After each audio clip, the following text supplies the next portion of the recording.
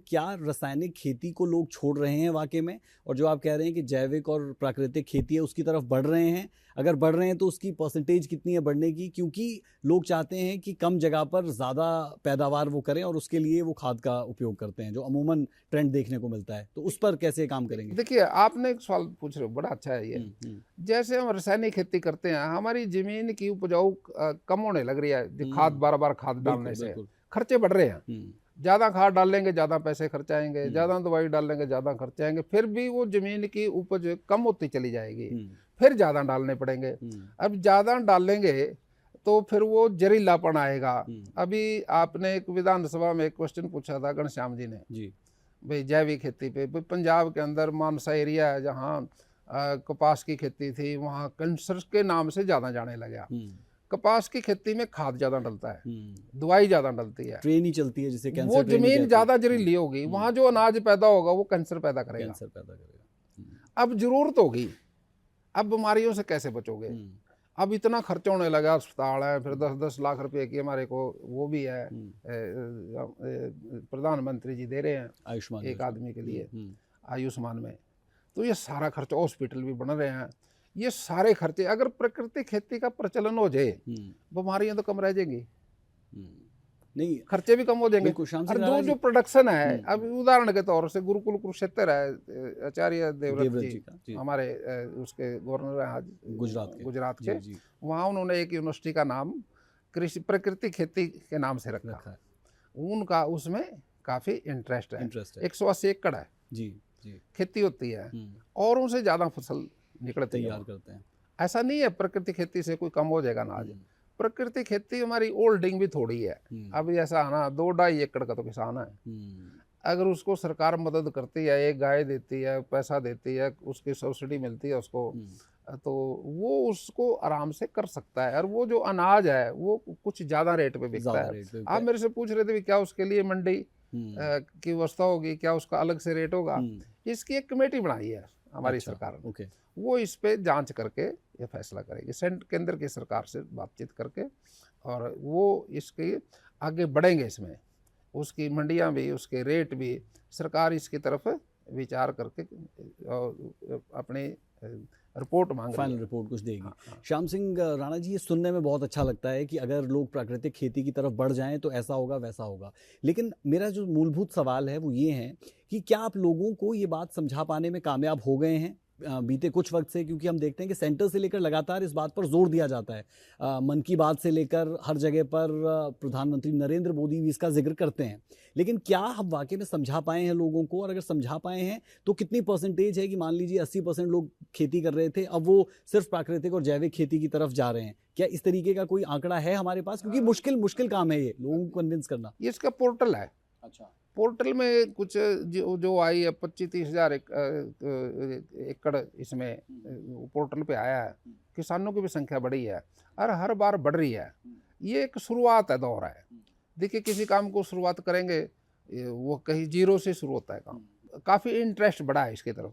कुछ किसानों को कुछ हम ये भी समझाने में कोशिश कर रहे हैं, भाई आप अपने लिए तो ऑर्गेनिक पैदा करो, बिल्कुल, बच्चे हैं आपके, परिवार है, शुरुआत करेंगे, खाना ऐसा तो खिलाओ जिससे उनकी बीमारी से दूर रहे वो।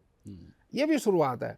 अगर हम इस संख्या में इस बात की तरफ बढ़ेंगे तो हम अपने लिए भी दूसरों के लिए भी लाभकारी अनाज ये पैदा कर सकते हैं। चलिए, उम्मीद करते हैं। जहाँ तक उसकी अभी ऑर्गेनिक का जो प्रचार हो रहा है, इसके मेले लग रहे हैं, इसके जगह जगह किसानों के वो करते हैं, मेले भी लगते हैं हमारे यहाँ, उससे ये कुछ ऐसी जगह भी फिक्स है, जैसे गुरुकुल के शॉप है, वहाँ पर ऑर्गेनिक सब्जी है, लाइन में लग के बिकती है। अब जो कुछ किसान है वो भी अपना अनाज लाइन में लग के उनका अनाज बिक जाता है। लोगों का मन हो गया खरीदने का, हमारे को कोई ऐसा खाने को मिल जाए जो बिना खाद के, बिना दवाई के, बिना उसके हो, लोगों का मन है। अब जैसे इसमें सरकार और काम करेगी तो ये बढ़ेगा और बढ़ेगा, और धीरे धीरे जाके इस लाइन पे आ जाएंगे। एकदम तो कोई नहीं आएगा कोई। और अभी जैविक खेती को 20 साल हो गए शुरू करेगा, लेकिन उसका प्रोसेस है, वो मॉडल नहीं बन पाया। प्राकृतिक खेती का जो सिस्टम है वो अभी शुरू हुआ है। ओके, और वो बन पा रहा है आपको लग रहा हाँ है? बन पा रहा है वो। और वो जो था ये रासायनिक खेती जो शुरू हुई थी जिस टाइम ये था, अभी उस टाइम जंगल काफ़ी थे, वो तोड़ के खाद से बड़ी हरी क्रांति आई। ग्रीन हाँ रेवोल्यूशन। पंजाब में तो जो मंडी बोर्ड बने हैं ये मंडियों में, मेरे को एक बात याद है, हम जब अपने परिवार के छोटे से मतलब थोड़ी उम्र के थे, बंसीलाल जी का राज था उस टाइम, सीएम थे बंसीलाल जी। घर में पुलिस वाले आए थे, वो कहते थे बिगर की तलाशी लेंगे। हमने कहा तलाशी किस बात की? यूँ कहा जी गेहूँ लोगों रखी। अच्छा। गेहूं की शॉर्टेज थी, गेहूं सरकार घरों में से निकाल के सरकार के गोदामों में डाल रही ले जाना चाहती थी। लेकिन फिर वो उसी चीज की समस्या को दूर करने के लिए मंडी बोर्ड बनाया, मंडियां बनी, मंडियों में किसानों को बिजली दी गई, खाद दिया गया, वो पैदावार आई, तो फिर वो सारा स्टॉक मंडी में आ गया। सरकार को वहां से खरीदना आसान हो गया, घरों में जाके खरीदने के बजाय मंडियां बनाई। मंडियों के अंदर जब पंजाब जॉइंट पंजाब था, फिर हरियाणा बना, जितनी मंडियां बनती गई उतना अनाज की स्पीड किसानों को एक जगह, फिर सरकार को फायदा हो गया, भाई एक जगह से स्टॉक सारा पूरा हो गया, पंजाब से हरियाणा से ये जो बफर स्टॉक है ये मंडियों से पूरा हुआ। हाँ। आप मंडी बोर्ड को थोड़ा समझाएं हमारे दर्शकों को, क्योंकि अमूमन हम देखते हैं जब जब गेहूं मार्केट में आता है तो हम देखते हैं कि कहीं गेहूं भीग रहा है, उसके लिए शेडिंग प्रॉपर नहीं हो जाती, उसके लिए सरकार को कसूरवार भी ठहरा दिया जाता है। इस पूरे की पूरी प्रक्रिया को समझाएं, और क्या ये मुमकिन है कि जो पीला सोना सड़कों पर पड़ा रहता है वो किसी तरीके से इतनी शेडिंग हो जाए कि लोगों को आसानी हो, जो किसान वहाँ पर आते हैं उनका वो पीला गेहूं कम से कम सड़कों पर ऐसे पड़ा ना रहे?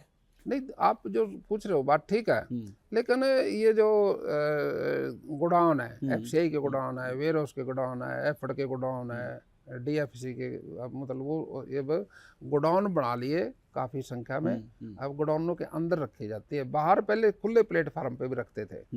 ये बढ़ाती सरकार बनवाती थी प्राइवेट लोगों से, प्लेटफार्म बनवाती थी, उस पर लगा देते थे, वो एक ज़रूरत थी।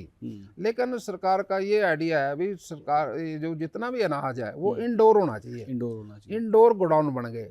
अब कैपेसिटी तो है, कहीं अगर कहीं थोड़ी बहुत ही कमी है तो उसकी सरकार पूरी कर रही है, अब उसको गोडाउन बना के पूरा कर रही है। अब तो पूरी तरह से सुरक्षित रखते हैं उसको, और मैं समझता हूँ भी कहीं अगर दिक्कत होगी तो सरकार गोडाउन बना रही है, ये अब तो खरीदा जाता है। लेकिन गेहूं की जो एरिया है वो अब दूसरी फसलें ले रही है, बागवानी आ गई।